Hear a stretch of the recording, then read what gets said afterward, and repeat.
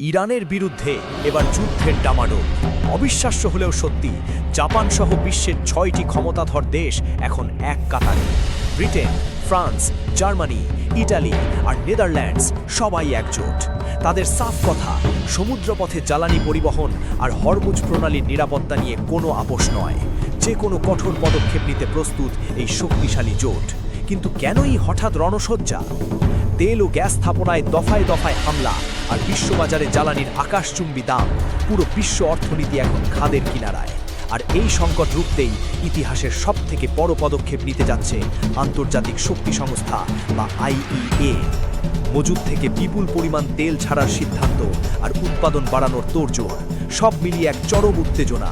যুক্তরাষ্ট্র ইসরায়েল বনাম ইরানের এই দ্বন্দ্বে কি তবে বিশ্ব এক ভয়াবহ যুদ্ধের দিকে এগোচ্ছে? জ্বালানির এই অগ্নিমূল্য কি সাধারণ মানুষের ধরাছোঁয়ার বাইরে চলে যাবে? এই আন্তর্জাতিক জোটের পরবর্তী পদক্ষেপ কি হতে পারে? আপনার মতামত কমেন্টে জানান। আর আপডেট থাকতে এখনই সাবস্ক্রাইব করুন।